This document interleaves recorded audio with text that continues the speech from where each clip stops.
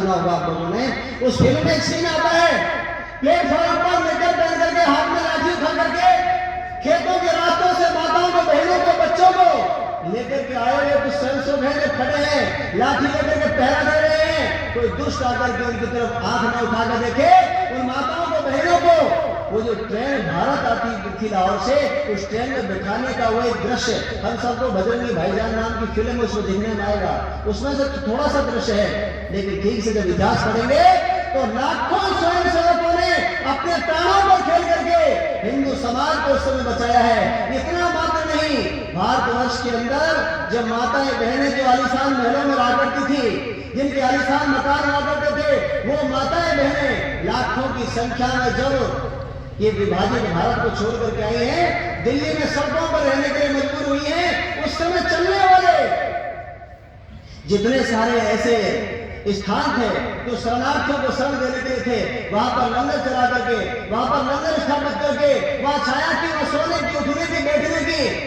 वहां सारे सुविधाओं को करने वाला, जैसे कोरोना काल में हम सब लोगों ने प्रत्यक्ष देखा है, ठीक उसी तरह से देश के विभाजन के समय में भी स्वयं भार बनकर के भी खड़ा था और सदा भाई बनकर के भी इसके आंसू पोंछने के लिए हर शरणार्थी शिविर में खड़ा और डटा था। हम सब लोगों ने दादरा नगर हवेली का नाम सुना है, हम लोग तो भूल गए थे। 1947 में हमको पता नहीं था, लेकिन अभी भी भारत का एक स्थान ऐसा है, गोवा एक ऐसा राज्य है जो अभी भी स्वतंत्रता के लिए करा रहा है, जो स्वतंत्रता की अंग्रेज लेने के तरस रहा है। तब समय के सैनिकों ने लाठी छोड़ करके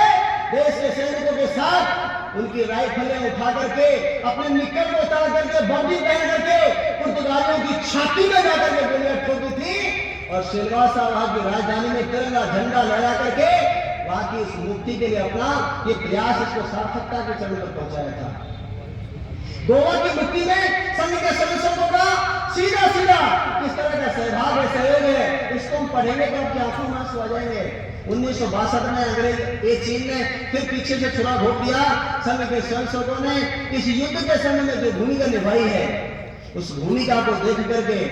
दादरा नगर हवेली के समय में स्वयंसेवकों की भूमिका को देख करके, गोवा की मुक्ति के संग्राम को देख करके 1947 में जो कबालियों ने सेना लेकर के आक्रमण किया था, कश्मीर के विलय से लेकर के जो दृश्य देखा था, उस दृश्य को देख करके देश का प्रधानमंत्री जो 1948 में बोलता है कि जो भगवा झंडा है आरएसएस का, इसको फैलने के लिए भारत में 1 इंच की जमीन नहीं छोड़ूंगा, 2.5 फीट नीचे इसको डालूंगा। लेकिन